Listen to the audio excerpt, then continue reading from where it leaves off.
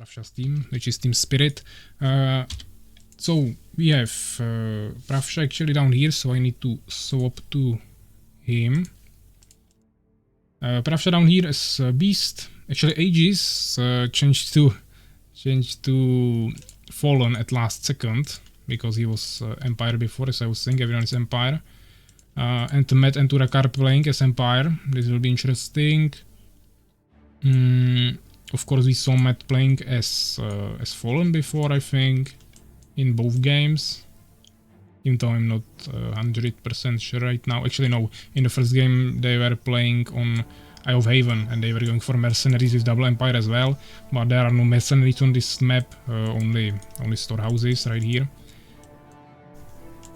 But we'll see. Seems like Urakaar might be going for fast expansion, but he should definitely already have a peasant there if he wants to do that. And if he wants to just build more barracks advance, should also go for it already. Yeah, it seems like he's going for an... No, he's not going for expansion. I was thinking that he would, but eventually he went for barracks. We also see barracks from Matt. He did his idle peasant for some time, but hopefully didn't lose too much time there. We see Prawsha already building his setup here. Urakaar now spending all the resources on 2 barracks and farm. That's nothing too crazy. Maybe if he build it a little bit more in front, maybe like here, but it's really wide to actually cover and they can still come through the underground. But maybe here you could build it, or like this, but yeah, still really wide. Then you could of course go for the expansion pretty safely, but as I said, this is really wide. It's not like on the map Secret Chambers, where it's pretty narrow and you can actually pretty easily close that gap. So we see some scouting from Prawsha, 1 million here.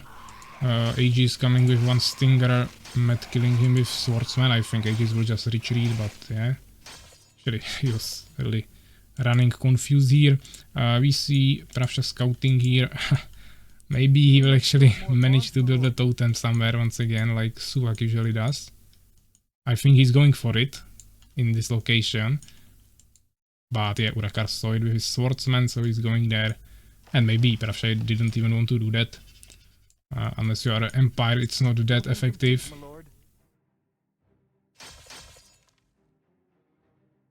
Yeah, so Matt doesn't have anything here. So definitely some builders could run through there.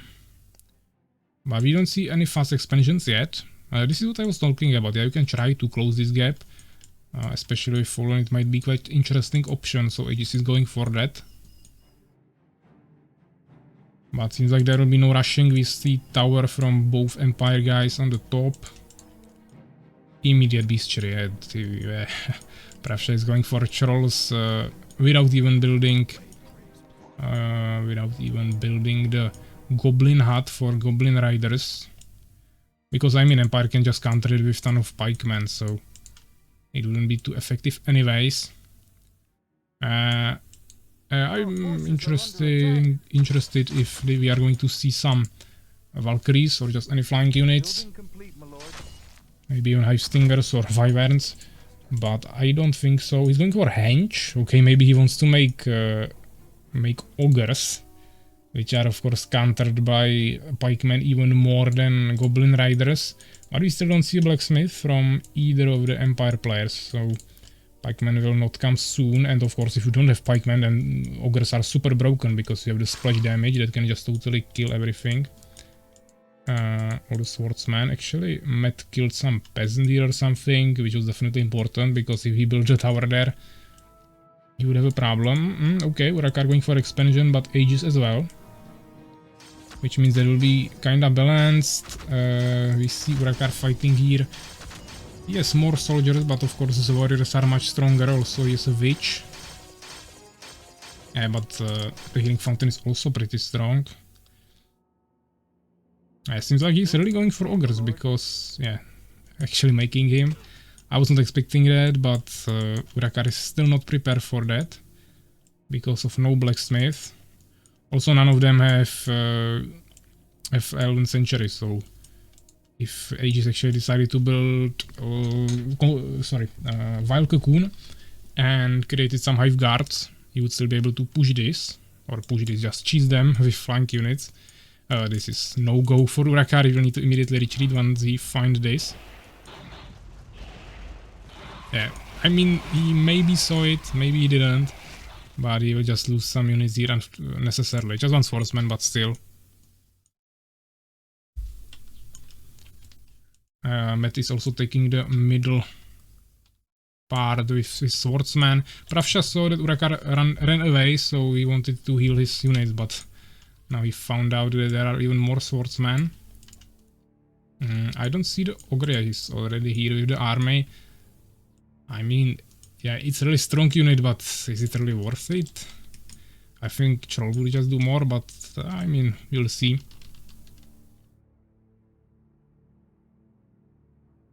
We see, of course, Temple and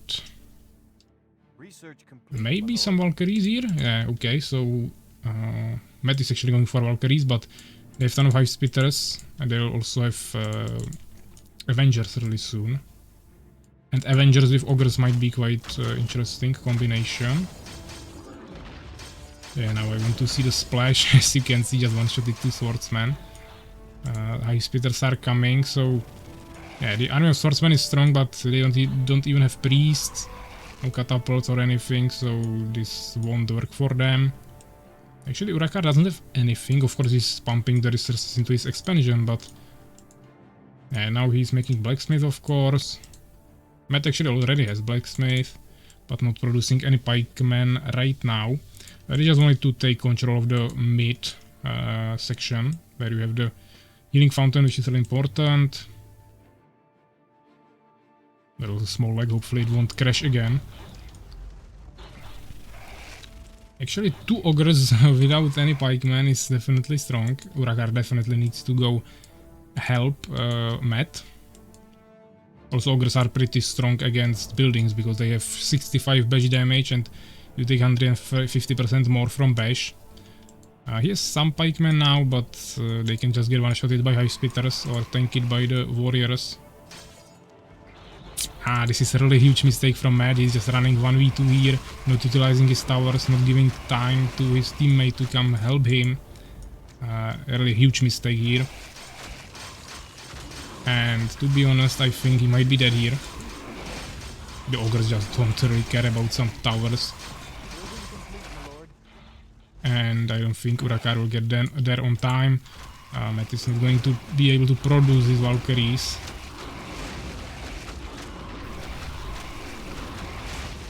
And he's just going to lose all of his buildings, saying GG, so yeah, also, actually, Prawsha also made an expansion now. Yeah, I think Urakaar was just thinking that he has a huge resource advantage because of the expansion, but actually, enemies also had an expansion, and now they are making a second one. Matt was not making an expansion, and they were making expansion while also having huge armies, so that was definitely better for them, and it didn't really pay off. They just need better scouting, to be honest. If they know about the enemy army composition and if they make an expansion when they are attacking and from what side, that will definitely help them a lot. And they will be able to actually do something. We can see some pikemen here, but I mean, Stonekeep is dead. Of course, Matt has resources to recover it, but yeah, even the Hive Spitters here. Of course, pikemen are strong against ogres, but ogres still one-shot them basically. Needs ton of them to actually kill the ogres. Evo is actually pretty strong unit. Also, when it levels up, you can see that the damage is huge. He had 65, now he has 78, just with 1 level and 1 upgrade. So that's huge. Of course, now with so many pikemen, they are just dying, the ogres, but he also needs to kill the spitters, which also take more damage from pike, but they will kill the pikemen also really quickly. They're also warriors. Yeah, I mean, Matt lost everything. Even though he has resources for new base, they are still playing right now 2 bases against 4. And the 2 bases are of Urakaar. So I don't think there is a chance, even though Mad had Valkyrie probably died here or or something. Pravsha is just sending more ogres.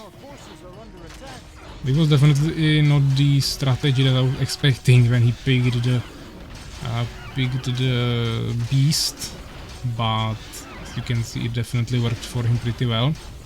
And combination of ogres and hive spitters seems pretty strong. Of course, if I played against the Fallen, they would have no chance because I have so many hive spitters. They would just, of course, take ton of damage from the splash, but they would just totally destroy the ogres. And I would also have, of course, frost shields and slows and everything, so they don't really work for them. They are only making units that take more damage from pike. Ogres, hive spitters, avengers. And even if they made goblin riders, all of these units are big units, so they will take more damage. Yeah, but Urakaar is of course also dead here. Even more upgrades from Pravsha for his ogres. And as you can see, it's really strong. The level gives you 8 more damage. Just one level up gives you 8 more damage. And also the upgrades give you a ton. He had 65 in default, now he has 77, which is 12 more, which means each upgrade gives you probably 6 more damage. So imagine how much damage you would have if you have level 5 ogre with max upgrades. That would be like maybe twice the amount that you have in the baseline. Also he gets more HP. 60 more for that one level upgrade. And he doesn't even have any armor upgrades and he still has free armor. Which is also really strong.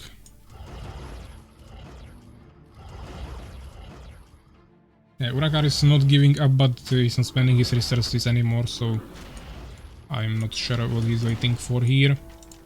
He's trying to build some workshops. Okay. Yeah, but of course they are not out yet. This is a best of 3, so of course the prediction was on this match, but they are still able to get to the finals if they win the next 2 games. Of course, if they lose the next one, they are immediately out. Yeah, maybe actually he has so many resources because Matt also sent him all of his resources, but it will still really matter that much. As you can see, the ogres are actually pretty brutal. He's totally smashing everything. Of course, taking some damage, but not a huge problem. And in combination with the Avengers, you really cannot do anything against that. Even flying units. Before you destroy this, you will just totally lose your town first. So let's check the results. Of course, Pravsha Aegis over 100 kills together, and of course Urakaar and Matt not that much here. But the armies were not that big, just strong units, let's say. Researches. Yeah, of course, Pravsha was pumping the upgrades for his ogres there, and probably some other upgrades as well. And resources. Yeah, Urakaar had the most amount of resources, even though maybe it counts also the resources that were sent. But yeah, Pravsha and Aegis had almost the same amount of resources. Only Matt was of course behind, but he lost or he died much earlier. So even though he didn't have an expansion, the fact that he died earlier had much more impact on this difference.